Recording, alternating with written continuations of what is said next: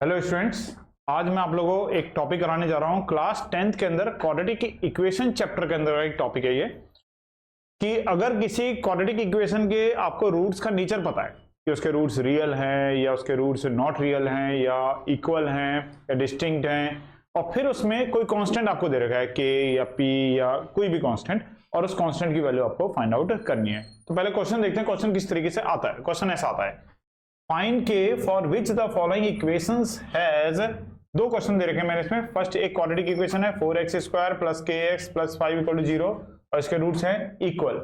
अगर roots equal है तो k की वैल्यू फाइंड आउट करनी है।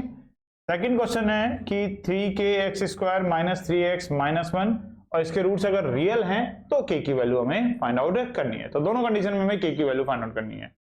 तो चलिए हम लोग क्या इसमें कॉन्सेप्ट यूज करते हैं, किस तरीके से होता है, पहले हम उस बारे में बात करते हैं, फिर अपने क्वेश्चन में आएंगे कि हमारा क्वेश्चन क्या है।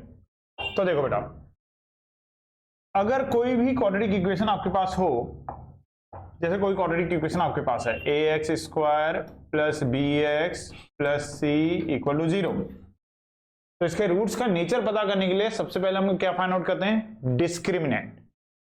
सबसे पहले रूट्स के नेचर के लिए हम लोग क्या निकालते हैं, इसका डिस्क्रिमिनेंट। डिस्क्रिमिनेंट डी से रिप्रेजेंट करते हैं और इसकी वैल्यू होती है b² माइनस 4ac।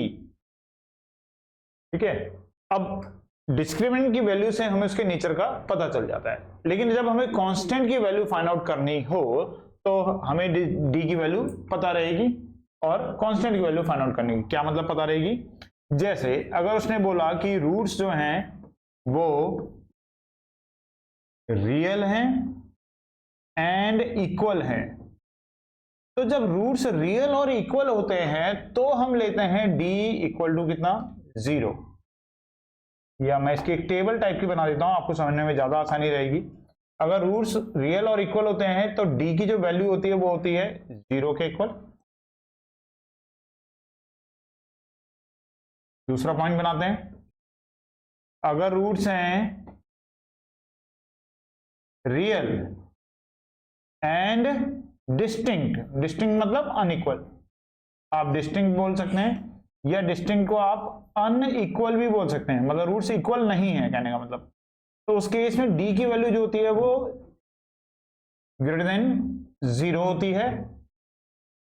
वहीं अगर ये आ जाए कि रूट्स आर रियल, बस केवल इतना बोला जाए कि रूट्स आर रियल, ये नहीं बताया कि वो इक्वल है या अनइक्वल है, केवल इतना बताया गया है कि रूट्स है वो रियल है। तो अगर रूट्स रियल है तो हम डी को जो होता है, डी 0 के बराबर भी हो सकता है और 0 से बड़ा भी हो सकता है, अगर केवल रियल बोला गया है तो यहां पर हम ग्रेटर देन के साथ साथ यहां पर देखो गौर करना, एक लाइन और खींचते हैं, मतलब इक्वल टू का भी साइन बनाते हैं।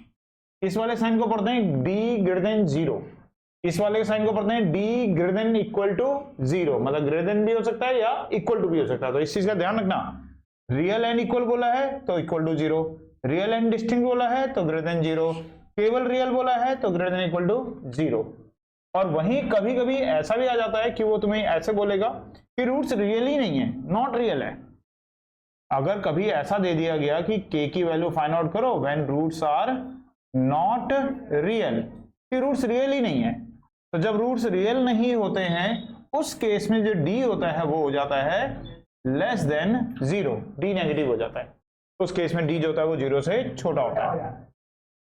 तो ये कॉन्सेप्ट चलाते हैं हम लोग इस टाइप के क्वेश्चंस में जिसमें हमें k वगैरह की वैल्यू फाइंड आउट करनी होती है। तो चलो अब इसी के ऊपर बेस्ड हम ये क्वेश्चन करते हैं, इसको हम साइड कर देते हैं और फिर एक क्वेश्चन हम इसके ऊपर बेस्ड करते हैं। ये चीज हम साइड कर लेते।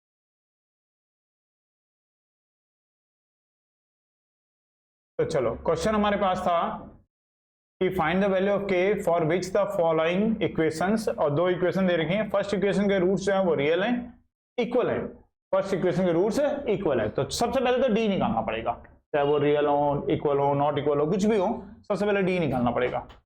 तो फर्स्ट पार्ट का अगर हम सॉल्यूशन करें तो वो है 4x² plus kx plus 5 equal to 0। इसको अगर हम स्टैंडर्ड इक्वेशन के साथ कंपेयर करें, compare with ax² plus bx plus c equal to 0, तो कंपेयर करने पर a की जो वैल्यू होगी वो कितनी होगी, यहाँ पे एक्स स्क्वायर का ऑप्शन a है, यहाँ पे एक्स स्क्वायर का ऑप्शन 4 है, तो a की वैल्यू कितनी हुई 4।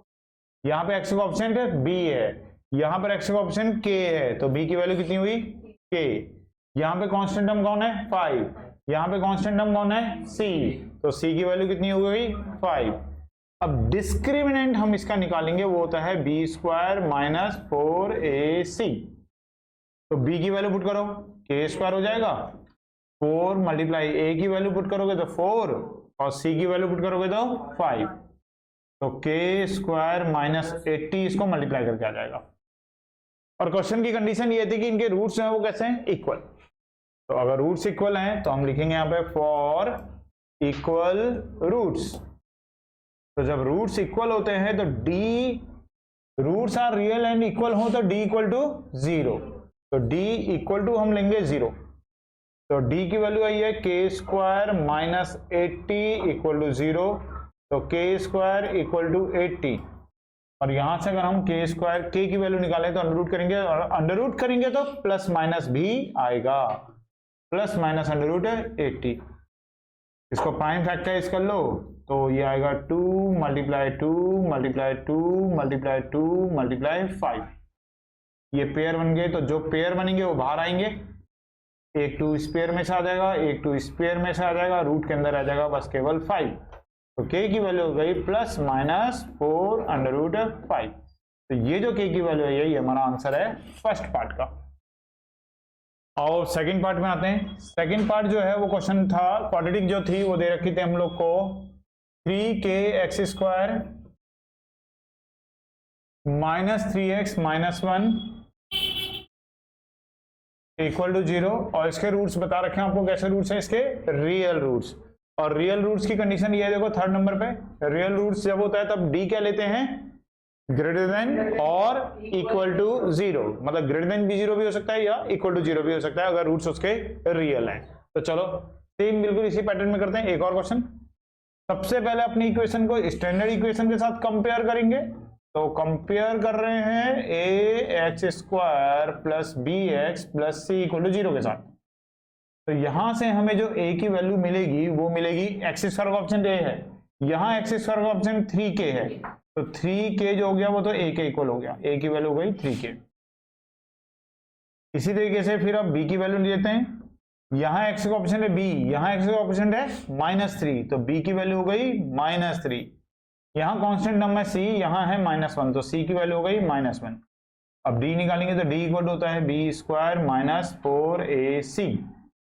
तो b की वैल्यू है -3, a की वैल्यू है 3k, c की वैल्यू है -1, तो 9 हो गया प्लस का 12k हो गया। तो इतना ही रह गया। और अब हमें बोला गया है कि रूट्स आर रियल, बस रियल बोला है, ध्यान रखना इस चीज का, केवल रियल बोला है। तो रियल रूट्स में और इन बातों में फर्क होता है, जैसे रियल के साथ इक्वल बोला है, रियल के साथ डिस्टिंक्ट बोला है या केवल रियल बोला है, इन बातों से फर्क पड़ेगा। तो जो साइन आपको लगाना है उसका बहुत ध्यान रखना, गलत साइन लगाते साथ ही आपका क्वेश्चन गलत हो जाएगा। तो रियल रूट्स के लिए हम डी जो लेते हैं वो लेते हैं ग्रेटर देन के साथ साथ इक्वल टू, ग्रेटर देन के साथ साथ इक्वल टू का साइन जब रियल रूट्स बोला जाएगा। तो डालो वैल्यू यहाँ पर डी की वैल्यू है 9 plus 12k is greater than equal to 0, तो 12k is greater than equal to -9, k is greater than equal to -9 upon 12, 3 से कैंसिल करेंगे, 3 3 जा 9, 3 4 जा 12, तो आंसर हुआ k इज ग्रेटर देन और इक्वल टू -3 अपॉन 4। इस टाइप से आप किसी भी कांस्टेंट की वैल्यू फाइंड आउट कर सकते हैं जब आपको रूट्स का नेचर दे रखा होगा।